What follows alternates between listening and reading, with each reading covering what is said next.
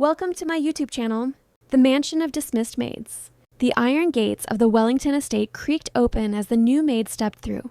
Her steps were hesitant, her eyes wide at the sight before her, a sprawling white mansion resting on acres of manicured gardens, fountains, and marble pathways. But her excitement would be short-lived. Tell me, are you from waxing my Vedius right in comment box? No maid ever lasted a day here. Inside that elegant prison lived 5 daughters of the late business magnate Charles Wellington, each stunning, rich, and impossible to please. Their mother had passed long ago, leaving behind girls who had been raised by nannies, tutors, and staff, most of whom didn't last beyond breakfast. Now the housekeeper, Mrs. Donahue, stood trembling at the front door as the newest maid entered. "Listen carefully," she whispered. "You do exactly what they say. Smile. Don't talk unless spoken to, and never, never contradict them." The maid nodded nervously, but by sunset, another scream echoed from the top floor. "Get out!" shouted Eliza, the eldest daughter, her voice dripping with disdain. "You spilled juice on my silk robe." The maid ran out crying, apron half torn as Mrs. Donahue sighed and crossed yet another name off her list. That night, she sat in the kitchen staring at the staff roster, 12 maids in a month, all gone. The Wellington sisters were a force of nature, beautiful, spoiled, and cruelly lonely in ways they didn't even understand. And upstairs, behind locked doors, the sisters lived like queens of their own little kingdoms. Eliza, 26, poised, proud, the heir of her father's empire, buried under the weight of expectation. Clara, 23, elegant but cutting, her words could wound deeper than any knife. Nina, 21, wild and rebellious, the one who turned staff into playthings for her boredom. Grace, 19, quiet and sharp-eyed, always observing, rarely speaking. Lily, 16, the youngest, sweet at heart but desperate for affection she'd never known. They lived alone in their mansion, their father's wealth protecting them from the world, but not from themselves. The janitor. In another part of the city, Ethan Cole, a 37-year-old single father, was scrubbing the floor of a public school gym. His hands were cracked, his back aching, but his heart stayed soft. He wasn't just cleaning floors, he was keeping a promise. Beside the mop bucket, his 8-year-old daughter Sophie sat drawing in a worn notebook. "Daddy," she said softly, "did Mommy like flowers?" Ethan smiled faintly. "She did, sweetheart. She said sunflowers reminded her of you, always turning toward the light." Sophie giggled, her small fingers smudged with pencil. She didn't remember her mother much. She had passed when Sophie was 4. Ethan had been both father and mother since then, working night shifts, sleeping little, loving endlessly. That evening, as he finished mopping, the principal approached him. "Ethan, I heard you're looking for more stable work," she said kindly. "There's a position open at the Wellington estate, maintenance and housekeeping combined. Pays triple what you make here." "The Wellington estate?" Ethan frowned. "That's the big mansion up north, right? I heard no one lasts there." The principal shrugged. "They're desperate. Maybe they'll treat a janitor better than a maid." He chuckled softly, though something in his chest stirred. Sophie would have a real home again. The next morning, a worn-out pickup truck rolled up the Wellington driveway. Inside it, Sophie stared in wonder. "Daddy, this looks like a castle." "More like a maze," Ethan said with a smile. He parked by the staff entrance, where Mrs. Donahue greeted him with weary eyes. "You're the new janitor?" she asked skeptically. "We asked for a maid." "Maids don't seem to last," Ethan replied calmly, adjusting his cap. "Maybe you need someone who's cleaned up worse messes." Mrs. Donahue blinked, then let out a dry laugh. "You have no idea how right you are." As Ethan unloaded his tools, Sophie peeked out shyly from behind him. "Oh, and this is my daughter, Sophie. I couldn't find a sitter today." Mrs. Donahue sighed. "Fine, but keep her out of sight. The girls don't tolerate distractions." Ethan nodded. Understood. But fate had already made other plans. 5 daughters, 1 problem. By noon, the mansion was awake. The sisters moved like models through a runway of marble, each in their own world. Eliza was on a business call, barking orders at the family lawyer. Clara was painting her nails by the window. Nina was tossing grapes at the housekeeper for fun. Grace sat quietly, headphones on, ignoring the chaos, and Lily sat alone at the breakfast table, unnoticed. When Ethan walked in with his mop and toolkit, all 5 heads turned. "A man? Working as house staff?" "What is this?" Clara sneered. "Are we hiring janitors now?" Mrs. Donahue spoke up nervously. "Mr. Ethan Cole will be handling maintenance and cleaning, just temporary." Nina smirked. "Temporary? Let's make sure it's very temporary." But Ethan simply nodded politely, not rising to their challenge.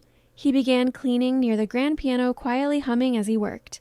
Lily, the youngest, watched curiously. "What song is that?" she whispered. Ethan smiled. "Just something my daughter likes." "You have a daughter?" Lily's eyes brightened. "Yes, Sophie, she's your age, maybe." The other sisters rolled their eyes, but Lily kept watching him, intrigued by his calm presence. There was no fear, no irritation, just patience. Later that day, while Ethan fixed a leaking pipe near the laundry room, Sophie wandered through the halls and bumped, quite literally, into Grace. "I'm sorry," Sophie said quickly. Grace looked down, startled, then crouched. "You're not staff?" "I'm Sophie. My daddy's working here." Grace smiled faintly. A rare thing. "You shouldn't be here, you know." Something warm flickered in her chest. She hadn't smiled like that in months. A different kind of presence. By the end of the first day, Ethan had fixed 2 pipes, unclogged the fountain, and, most surprisingly, hadn't been yelled at once. Mrs. Donahue stared at him in disbelief. "You made it past dinner. That's a record." Ethan just smiled. Sometimes people aren't difficult. They're just hurting. Upstairs, Eliza stood by her window, watching the janitor walk Sophie to the truck.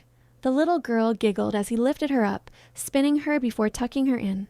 For a reason she couldn't name, Eliza's throat tightened. She turned away quickly, pretending it didn't bother her at all. But something had changed in the Wellington mansion that day. The air that once felt heavy and bitter now carried the soft echo of a child's laughter, one that would soon begin to heal what years of privilege and loneliness had broken. The janitor who listened. The next morning, the mansion awoke to a smell it hadn't known in years, freshly baked bread. Mrs. Donahue blinked as she entered the kitchen. There, standing by the counter in rolled-up sleeves and an apron, was Ethan Cole, calmly pulling a tray of warm loaves from the oven. "You bake?" she asked, astonished. He smiled. "Old habit. Sophie likes the smell. It makes places feel like home." The housekeeper's heart softened. Home. That word had never belonged to this mansion. Whispers upstairs. Upstairs, Lily was the first to notice. She crept toward the kitchen like a cat, sniffing the air. "What is that smell?" she whispered, eyes wide.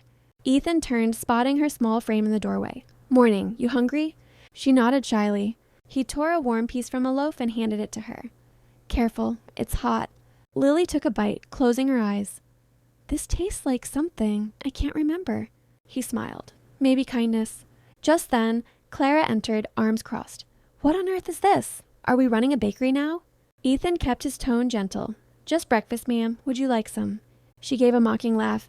"You think food fixes everything? You're paid to clean, not cook." "Then I'll clean the dishes after," he said simply. Clara froze for a moment, caught off guard by the calm in his eyes. No defiance, no fear, just patience. Something in that steadiness made her uncomfortable. She left without another word. Broken things. By midday, Ethan was patching a crack in the main hallway ceiling. Sophie sat nearby, drawing the sisters as stick figures with crowns. "Daddy, they all look sad," she said softly. He looked up at the portraits on the wall. 5 young women in designer dresses, their faces painted in perfect stillness. "Maybe they forgot how to smile. Then you should fix them too," Sophie said innocently. He chuckled. Some things take more than a wrench. But he tried anyway. That evening, he found Grace sitting by the greenhouse, headphones off, staring at a broken violin. "Beautiful instrument," Ethan said quietly. "Used to play?" She nodded once. "Not anymore." "What happened?" "My father died before our last recital. I never touched it again." Ethan crouched beside her. "You know, I fix things for a living, but some things fix themselves when someone listens." Grace looked at him for a long time, really looked, and for the first time in years, she spoke more than a single sentence. "Then maybe you can teach me to listen again." He smiled. "Deal." A house softens. Over the next week, the Wellington mansion changed. It started with Lily helping Ethan water the garden. Then Grace joined them. Soon, laughter echoed through the halls where silence used to reign. Even Nina, the wild one, found herself curious. One afternoon, she saw Ethan repairing the fountain outside and deliberately splashed him with the hose. He didn't yell, he simply laughed and splashed her back. "Are you crazy?" she gasped. "Maybe," he said with a grin, "but I clean better when the floor's already wet." For the first time, Nina laughed without cruelty. From her office upstairs, Eliza watched them through the window. Her chest tightened again. She told herself it didn't matter, that he was just staff, but That calm warmth of his unsettled her more than any argument ever could. An unexpected dinner. Friday evening, the house was quiet until Lily timidly entered the dining room. "Daddy says it's bad to eat alone," she murmured, placing 6 plates on the table. "So I thought maybe we could all eat together." Mrs. Donahue gasped. "Miss Lily, that's actually quite lovely." When the sisters came down, confusion filled the room. "What is this?" Clara asked. Lily's voice trembled. "Dinner, together." Ethan, standing by the doorway, added softly, "Sophie and I made roast chicken. You're welcome to join us. No rules, no titles, just people." For a moment, nobody moved. Then, surprisingly, Grace pulled out a chair. "I'll sit." Nina shrugged. "Fine, but if it's bad, I'm ordering sushi." Clara hesitated, then followed. Finally, even Eliza walked in, pretending she didn't care. Dinner was awkward at first. Metallic clinks, stolen glances, but then Sophie, in her tiny voice, asked, "Do you have bedtime stories here?" The sisters laughed softly, but Eliza replied, "No, sweetheart. We haven't had those in a long time." "Daddy tells me stories every night," Sophie said proudly, "about people who forget how to love and then they remember again." A long silence followed. Eliza set down her fork slowly. "Maybe we could hear one then." Ethan smiled. "All right." And there, under the mansion's golden chandelier, he told a story about a garden that once stopped growing because no one talked to the flowers. Only when someone cared for them, not with water but with kindness, did they bloom again. When he finished, none of the sisters spoke, but Grace's eyes glistened and Eliza turned her face away, pretending she was just tired. Cracks of change. That night, as Ethan tucked Sophie into a small guest room, Mrs. Donahue whispered, "You've done more in a week than anyone has in years." He shook his head. They just needed to be seen. But change is never easy. The next morning, a black car arrived. Out stepped Mr. Langford, the family's lawyer. "Eliza," he said sternly, "your father's company requires immediate attention. The estate is bleeding money. You cannot afford charity cases living here." Eliza's jaw tightened. "He's not charity." Langford sneered. "He's a janitor." Upstairs, Ethan overheard everything while fixing the hallway light. When Eliza turned, their eyes met. For a moment, she looked almost ashamed. "Mr. Cole," she began softly, "if anyone says anything rude, don't mind it. You've done nothing wrong." He smiled faintly. People only see value in titles when they've forgotten how to measure kindness. Her breath caught. She wanted to say more, but her pride chained her tongue. Sophie's fall. Later that day, Sophie played hide-and-seek with Lily and Nina near the garden steps. Their laughter filled the air until a sharp scream tore through it. Sophie had tripped and fallen, scraping her knee badly on the stone edge. Blood streaked down her leg. "Daddy!" Lily cried. Ethan came running, panic flashing in his eyes. He knelt beside his daughter, voice trembling but calm. "You're okay, sweetheart. Just a little cut." But Sophie was crying hard, shaking. Without thinking, Eliza rushed forward with a first aid kit. "Let me help." Ethan froze, surprised. Eliza's hands were steady as she cleaned the wound, murmuring softly, "You're brave, little one. Braver than most people I know." Sophie sniffled. "You sound like Daddy." For a brief second, Eliza smiled. "Then your daddy's a good man." When it was done, Ethan whispered, "Thank you." Eliza nodded, her composure breaking. "I don't remember the last time anyone cried in this house. It almost feels real again." That night, when Sophie was asleep, Eliza found Ethan by the fountain. "You've changed this house," she said quietly, "even me." He looked up at her. "People don't change. They remember who they were before they forgot." Her eyes shimmered. "Then maybe I want to remember too." The first storm. But peace never lasts forever. By the end of that week, rumors had spread into the first storm. But peace never lasts forever. By the end of that week, rumors had spread in town. The daughter's staff were whispering that the eldest Wellington had fallen for the janitor. Langford caught wind of it and stormed into the mansion again. "This is scandalous," he barked. "Do you want the press to destroy your father's name?" Eliza's voice trembled. "There's nothing improper happening here." "Then prove it. Fire him." Ethan entered the room just in time to hear the words. He looked at her, calm, understanding, and said softly, "You don't have to explain. I've been where reputation costs more than truth." Eliza's throat ached. "Please don't go yet, not until—" But he smiled gently. "I'll finish the repairs tomorrow, then Sophie and I will leave quietly." When he walked away, something inside Eliza shattered. Something pride could no longer hold together. That night, Thunder rolled over the mansion. Rain lashed against the windows. In her room, Eliza sat on her bed, staring at the faint light under Sophie's door. The little girl was humming softly, a tune about hope and light.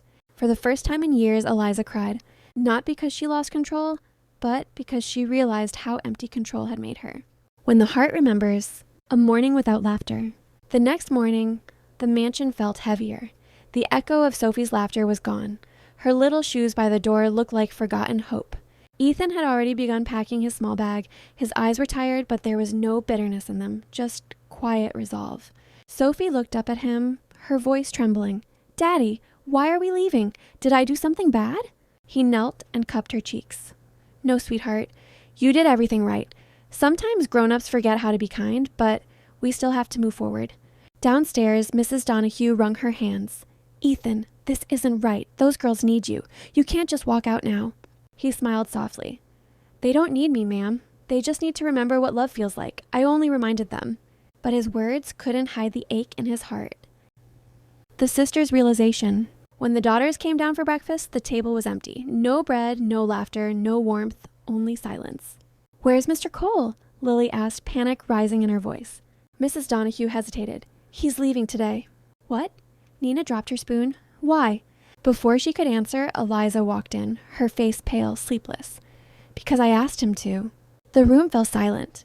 Lily's eyes filled with tears. "You told him to leave?" Eliza clenched her jaw. "It was necessary."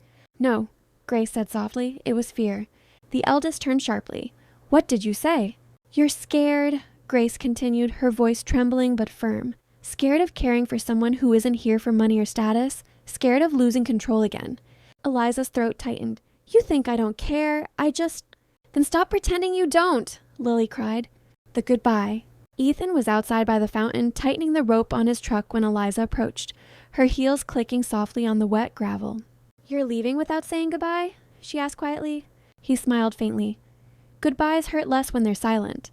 "You think walking away makes this easier?" "For both of us, yes." She stepped closer. "You've changed this house. You changed me."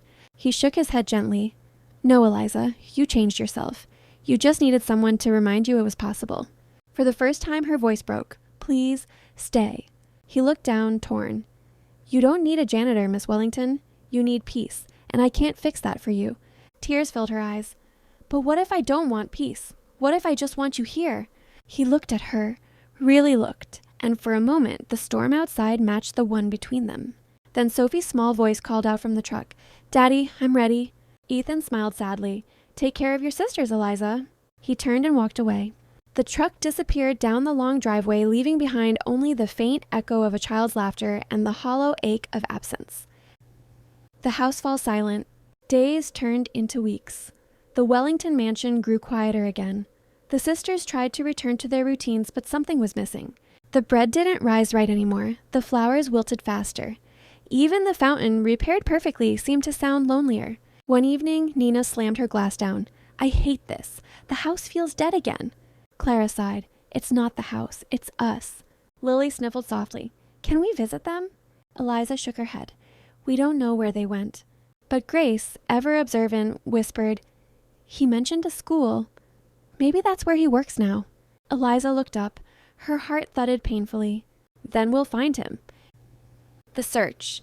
The next morning, the sisters did something they'd never done before. Drove themselves. No chauffeurs, no assistants. Just the 5 of them in one car, searching through the small towns outside the city. They stopped at 3 schools before finally spotting a familiar truck parked outside St. Mary's Community School. Lily gasped, "That's his!" Inside the gym, Ethan was mopping the floor while Sophie played with a group of children. He looked happy, peaceful, free. When he saw the 5 daughters standing by the doorway, his mop froze midair. "Miss Wellington," he said quietly, "all of you." Eliza took a breath. "We came to say sorry." Sophie's eyes lit up. "Lily, you came!" Lily ran forward, hugging her tightly. "We missed you." The other sisters followed, their faces softer than he remembered. Clara said quietly, "You were right, about everything." Ethan wiped his hands on his rags, smiling faintly. "I was just cleaning floors, ma'am." Eliza shook her head. "No, you were cleaning hearts." A promise rebuilt. That day, the sisters stayed for hours. They helped Ethan repaint a classroom. Something magical happened. One by one, they began to laugh again. When it was time to leave, Eliza lingered near the truck. Ethan, I want to do something. Something right this time. He raised a brow. What's that? I want to open a foundation. In my father's name. For single parents and for children who don't have the chances we did. Ethan smiled slowly, deeply moved. That sounds like a place worth working for. She met his eyes. Then work with me. He hesitated, then nodded. All right, but only if Sophie gets the corner office. They both laughed, a sound that carried across the parking lot like sunlight after rain. The mansion blooms again. Weeks later, the Wellington estate was alive again. The sisters worked side by side, running the new foundation from their home. Children from nearby towns came to study and play in the once empty halls. Sophie became everyone's little sister. The fountain sparkled again. The kitchen smelled like bread. And every evening, the family, no longer just the Wellingtons, but the Coles too, ate together around one big table. One night, as the stars glimmered outside, Eliza found Ethan by the balcony. You know, she said softly, for someone who came to fix pipes, you rebuilt an entire family. He smiled. Pipes are easy. People take longer. She laughed quietly, then asked, Do you ever miss your old life? He looked out at the garden where Sophie played with Lily and Grace. No, I think we finally found where we belong. The emotional ending. Months passed. The foundation flourished. The sisters grew close in ways they'd never known. But it wasn't just success that changed them. It was love, in its simplest form. One autumn evening, as the air turned golden, Sophie tugged at Eliza's hand. Miss Eliza, Daddy says you look like sunshine today. Eliza blushed. Does he now? Ethan smiled from across the garden, his eyes full of quiet affection. Sophie grinned. You should marry him so I can have 5 sisters. The sisters burst into laughter, and for the first time, Eliza didn't hide her tears. That night, when everyone had gone to bed, she found Ethan sitting by the fountain once more, the same place where everything had begun. Do you ever think about how we got here? She asked. Every day, he replied softly. You saved me too, Eliza. I just didn't know I needed saving. The water shimmered under the moonlight as they sat side by side, 2 souls who'd lost everything, finding a home not in walls or wealth, but in each other. And as the night deepened, the mansion that once broke every heart finally became what it was always meant to be, a home. The home they built together. 1 year later, spring had returned to the Wellington estate, and so had life. Children's laughter spilled across the gardens where silence once reigned. The marble halls that had echoed with arguments now carried music, stories, and the sound of Sophie's feet racing toward the kitchen for fresh bread. Eliza stood on the balcony, overlooking it all, the new Wellington Cole Foundation for Children. What had once been her father's fortress was now a place where single parents could bring their kids to learn, rest, and dream. Ethan walked out beside her, sleeves rolled up, paint on his shirt as usual. Still working? He teased. Still fixing things? She shot back with a smile. He leaned on the railing beside her. Old habits die hard. She glanced down at the courtyard where Nina was teaching a group of kids to play soccer. Grace was giving music lessons, and Lily and Sophie were laughing over a tray of cupcakes. I don't even recognize them anymore, she murmured. They used to be broken. Ethan's voice was warm. They were never broken, Eliza, just waiting for someone to notice the cracks. Sophie's dream. That evening, Sophie ran into Eliza's office, clutching a crayon drawing. Miss Eliza, look, it's all of us. You, Daddy, me, and my 5 sisters. Eliza knelt, smiling through sudden tears. You drew me as part of your family. You are, Sophie said simply. Daddy says family is anyone who makes your heart feel safe. Ethan, standing in the doorway, met Eliza's gaze. Something unspoken passed between them. Gratitude, affection, maybe love that had grown quietly, day by day. Eliza brushed a tear away. Then I guess I finally have a family too. A visit from the past. A few days later, a familiar black car rolled up the driveway. Out stepped Mr. Langford, the lawyer who once ordered Ethan out. Eliza, he said stiffly, I see the foundation is thriving. I misjudged your approach. She smiled politely. Yes, you did. He cleared his throat. Your father's company would have been proud. I came to deliver the final paperwork. The estate is now officially debt-free. Ethan extended his hand. Thank you, Mr. Langford. Langford hesitated, then shook it. You've done good work here, Mr. Cole. And for the first time, the man who once mocked a janitor bowed his head before him.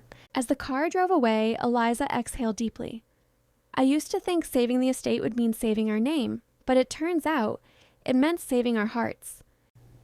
The proposal that wasn't a proposal. That night, they hosted a small celebration for the staff and children. String lights glittered across the garden, and Sophie insisted on leading the toast. "To my daddy," she said proudly, "and to Miss Eliza, who made the mansion happy again." Laughter filled the air, followed by applause. Ethan lifted Sophie into his arms. "You forgot to include yourself, sweetheart." "I'm the reason it all happened," she giggled. When the crowd drifted away, Eliza found Ethan by the fountain, the same spot where they had first met in silence and later said goodbye. "You know," she began softly, "this fountain's been fixed 3 times since you came." He chuckled. "It likes breaking just so I have to check on it." She took a breath, nerves fluttering in her chest. "Ethan, I've been meaning to ask something." He looked up, half teasing. "Is this about the leaky window again?" "No," she whispered, stepping closer. "It's about us." The night breeze caught her hair as she said, "Would you ever consider staying? Not as staff, not as a guest, but as part of us, for good." Ethan froze, then smiled slowly. "Eliza Wellington, are you proposing to a janitor?" Her cheeks flushed. "Maybe?" He laughed softly, eyes glistening. "Then I should warn you, janitors don't come with fancy suits or fortunes." She met his gaze. "I'm not asking for wealth, I'm asking for warmth." He took her hand, fingers rough but gentle. "Then yes, 1,000 times yes." The wedding under the oak tree. The ceremony was small, just family, staff, and the children they'd helped. Under the great oak in the garden, Sophie sprinkled petals along the path while Lily played violin. Grace and Clara stood beside Eliza, their smiles radiant. When Ethan walked toward her, dressed simply in white shirt and vest, the whole garden seemed to still. Eliza whispered, "Do you believe in fate?" He smiled. "No, but I believe in second chances." As they exchanged vows, even Mrs. Donahue wiped her eyes. When it was over, Sophie clapped loudly. "Now I really have 5 sisters and a mom." Ethan laughed, lifting her high into the air as everyone cheered. The final lesson. Months later, the foundation opened a new wing, a small library named the Coal Room. Inside, a plaque read, "Dedicated to the man who taught us that kindness repairs more than walls. It rebuilds souls." Sophie often sat there after school, writing stories about her new family. One evening, Eliza found her there, drawing again. "What you writing, sweetheart?" Sophie grinned. "A story about a janitor who cleaned a castle so clean it started shining again." Eliza smiled. "Does it end happily?" Sophie nodded. "Yes, because he stayed." Eliza kissed her forehead. "Then that's the best ending of all." Epilogue. The light never left. Years later, when the mansion's lights glowed each night across the valley, people still spoke of the Wellingtons, but not as the spoiled heiresses of a forgotten empire. They spoke of the 5 sisters who turned their father's wealth into hope. They spoke of a little girl who carried sunlight wherever she went. And they spoke of the janitor who arrived with nothing but a mop, a smile, and enough love to rebuild an empire of hearts. On quiet nights, Ethan and Eliza would sit by the fountain, listening to the laughter echo through the halls. Ethan would whisper, "We really did fix this place." And Eliza would,